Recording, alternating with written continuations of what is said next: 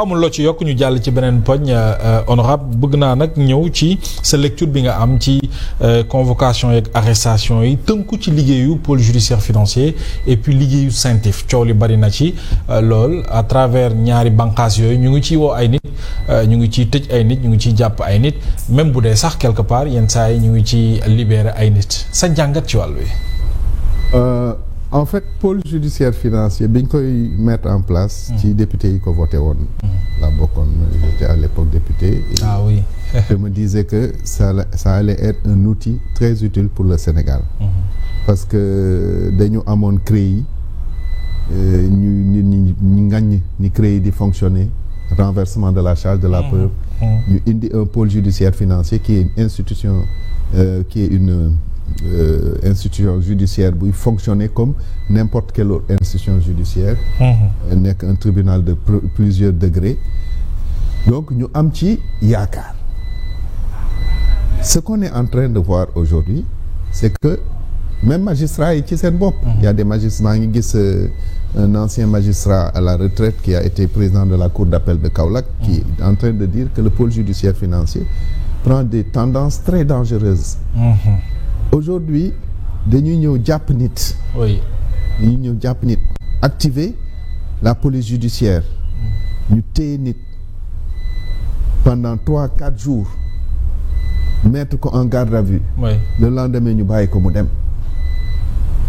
parce que ils n'ont aucun élément de preuve à la base. dañ lay téye di uti luñ lay toppee. mun nañ leen lim ñoom ñëpp. buñ jëlee Lat Diop booy. dañ ko téye nit a ko dénoncé.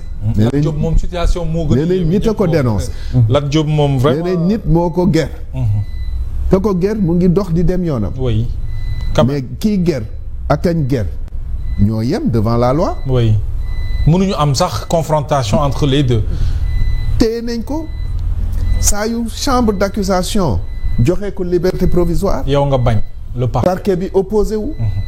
tu te demandes lan moo nekk ci suuf. non le cas Lat Diop moom dafa jaaxal nga jël Farba Ngom. oui. nga jël Farba Ngom xam nga Sénégal da ngay féewaloog nit ci politique. sa analyse jeng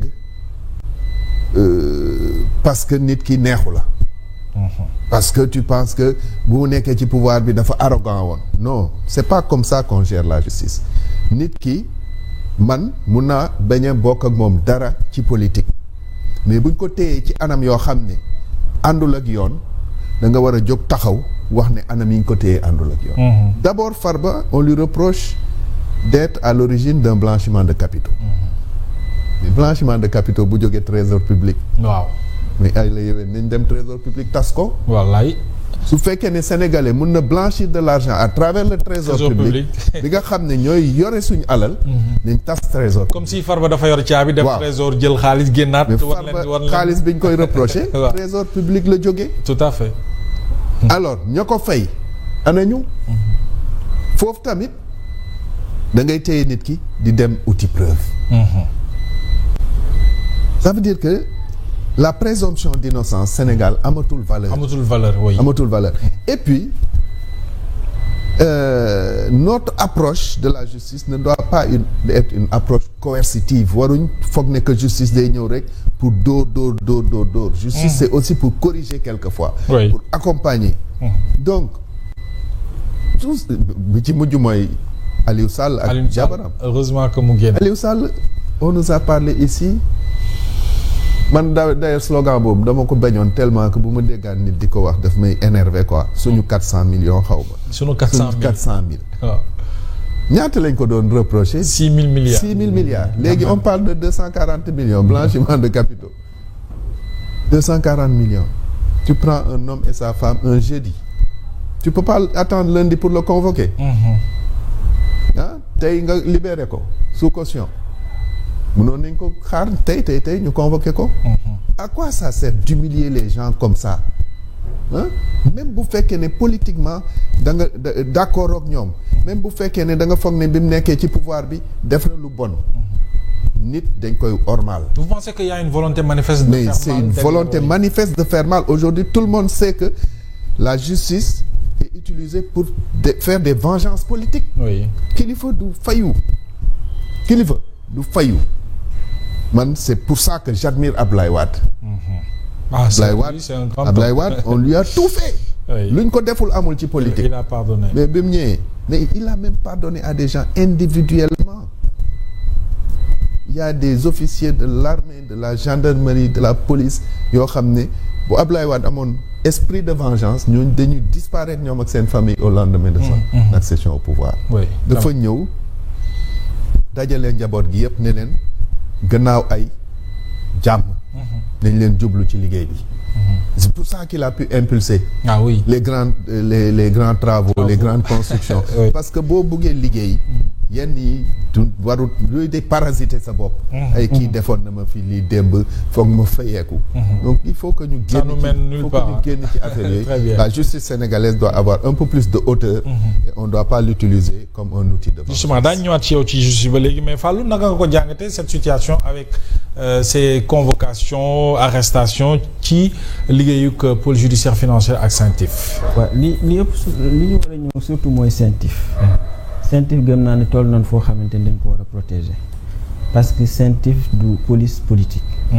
CENTIF benn cellule de renseignement financier boo xamante ni dañ ko créé woon ci objectif bu clair en 2004 bi nga xamante ni Sénégal dafa adhéré wu ci benn kuréel bu ñuy wax groupe boo xamante ni dañuy xeex lépp lu jëm ci wàllu kii muy GIA. Maintenant pourquoi tey ñu bëgg a changer cette situation là bëgg a def CENTIF benn police tey. li nga jar a xam ci CENTIF mooy information yi muy jot tey ci banque bi la. banque la jóge. système bancaire bi sax aujourd'hui tey da nga koy mettre en jeu. ci situation bi quand même c'est compliqué. parce que tey bu fekkee ne dañ la wax ne bépp transaction boo xamante ni dafa dépassé moo xam. da nga koy signaler CENTIF. war nga am origine des fonds. bu naree génn war nga am destination des fonds. bu fekkee transfert la wala virement bu jóge à l'étranger bu dépassé 10 millions war nga ko mën a justifier boo paree information yooyu la ñuy jël di ko transférer CENTIF pourquoi au moment ñoom bi ñu jot ces informations là defuñu woon li leen war. ñu xaar ba jot ordre état pour mën a dem defi ces investigations. alors que CENTIF rôle am dem dafay investigation. c'est-à-dire dafa am ay information yoo xamante ni daf koy jëlee ci première ligne de défense muy les banques yi nga xamante ni ñoom ñoo war a signaler lépp lu jëm ci ay blanchiment de capitaux pour mën leen ko jox. donc il faut que CENTIF aussi ñu fàttalikuwaat lan moo taxoon mu jóg ak lan moo tey. maintenant par rapport à la situation bi nga xamante ni moom moo xew nguur du fayantoo. c'est-à-dire képp koo xamante ni da nga yoroon réew mi yor suñu alal war nañu saytu ndax lan la joxoon fa nga ko tegoon ci yoon la waaye dañu dem ba règlement de compte lu mujj doon de telle sorte que nit ñi sax talatuñu liggéey mais à chaque fois ci nan la ñuy jàppe nit diw defoon na ma nangam war naa ko mën a fay. njiit boo ko doonee li Idrissa Seck doon wax da ngay ubbi sa xol yaatal sa dënn parce que réew mi tey fi mu toll. am na ay urgence yoo xamante ni war nañu mën a jóg taxaw ci. nekkuñu di défendre kenn koo xamante ni da nga jël. mais nit boo koy jàpp da nga koy jàpp ci ay preuves yu leer. comme ni ñu koy wax aujourd'hui mu bañ a doon règlement de compte téye ko ba pare dem di wuti ay preuves. quand même depuis lors ñu ngi wax ay rapport Cour des comptes mais rapport Cour des comptes lan mooy finalité bi ñun fi tuddoon kan nga gis koo xamante ni ay jàpp nañ ko fi tey li ma jàpp mooy à part Moustapha Diop bi nekk ñi ci jàppoon ñu ci bàyyi nañ leen.